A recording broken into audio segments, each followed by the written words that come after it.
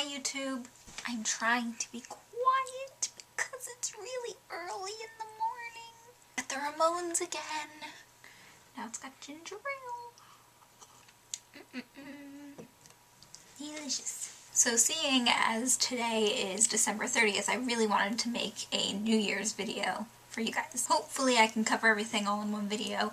If not, oh well. So first, to reminisce. This year was a year of some pretty good releases. We had Super Mario Galaxy 2, Donkey Kong Country, yada yada yada. But I think that the real thing that's of note here is that this is also the end of a decade. Just try and think about where you were 10 years ago, or where video games were 10 years ago. Personally, I was 9 years old.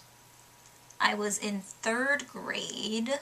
I definitely had an N64 by this point, and for those who didn't know, N64, my favorite system ever. I had other systems like Genesis, NES, SNES, etc., but I didn't play any of them. I had played all of them at a point, sure, but by the time I had the N64, none of them were necessary to me. So, whatever. On January 1st of the year 2000, the next generation of gaming hadn't even started yet. We had not seen the Xbox, the PS2, or the GameCube. Of course, I'm speaking in the past, like I cared that much back then. When I was 9, I did not go around looking up the next release dates for all the major consoles. Rest assured, I was just kind of happily playing Zelda on my N64, and Banjo-Kazooie, and Glover, and Mario Party, and Paper Mario, and Star Fox 64. The point is, when I was 9, I did not care about that kind of thing. Now I do. It's different. And of course, the idea of a Wii or a 360 or a PS3 were not around anywhere. A lot of things kind of in general have happened to the gaming scene in the past 10 years. Like, not just the consoles and the games, just things. That doesn't really make sense. The game industry exploded.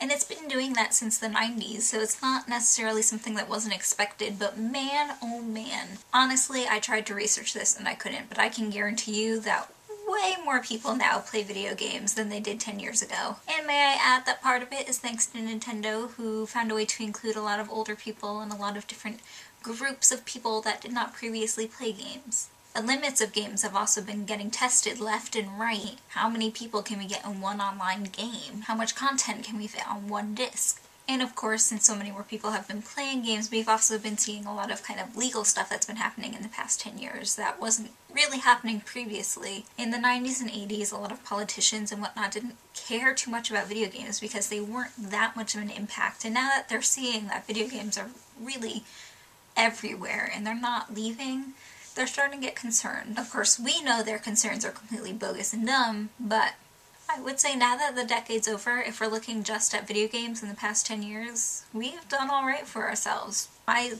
certainly have no complaints. When I was 9 years old, I didn't have anything like the technology to make a video and put it up on the internet in an hour. I think I still had AOL Online, if even that really crappy internet sound thing. That was my interpretation of the internet sound. So much has changed in 10 years, and it's insane. I don't think that it's slowing down yet either. I hope that 10 years from now I can look back at this and use it almost as an archive for my thoughts and stuff like that. I also hope that 10 years from now I'll still be playing video games. If I can make kind of one wish about video games, I just really hope that they become accepted. I want video games to be an accepted form of media, not just, as something that children play. A lot of older people still believe that video games are for children, and that's that. The fact of the matter is, not just children play these things, and, the age is rising every year. I really want to live to see the day when video games are as socially accepted as things like movies. I think that video games can be art. I think they can be beautiful. I think that they can tell a story. I think you can learn from them. In case you didn't get it from watching any of my other videos, I think that video games are just a wonderful thing. I think that they can be art. I think they can be beautiful. I think that they can tell a story. I think that you can learn from them. I think that anybody can learn from them, kids and adults alike. And I'm not even talking about educational games here. And I hope that in time other people will begin to see that too. Now I'm going to move on to my New Year's resolution. I very, very often take a nice little stroll into my local Gamestop, and I look at the games that I want and I say, I could get this game for $30, or I could get this game used for $26.99. And I pretty much always get the used game. And part of that is that I never really thought about it. Part of it is that I'm just really cheap.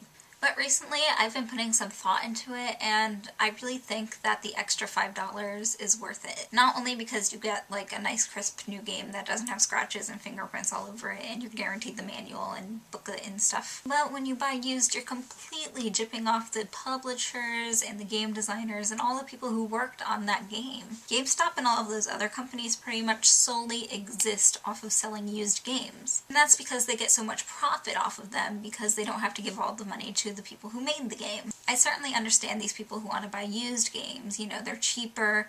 I understand that. Do what you want. I have friends in the game industry and I want to support them, and I want to support the games that I play. When I'm paying for a game, I'm paying for a game, and I think the money should go to the people who made the game, not to a company that just sells it. And for that reason, I've decided that my New Year's resolution is that I'm going to always pay the extra, $4 or $5 or $6 to get the game new.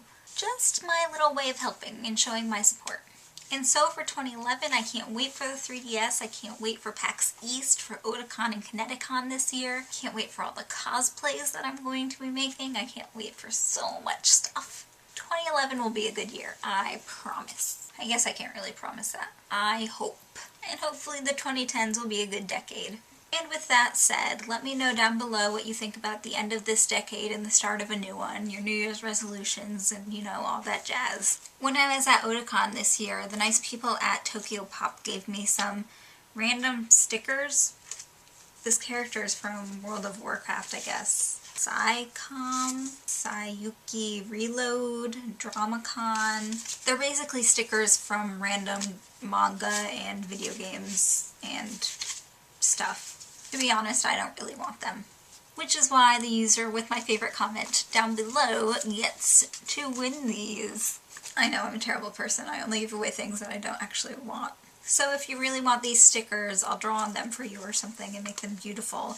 Let me know down below and I'll see what I can do. I'm now going to enjoy my Ramon's glass of ginger ale with some curly Cheetos and possibly some SpongeBob macaroni and cheese. So I'll see you next year. Love you. Tiku tiku tiku. Do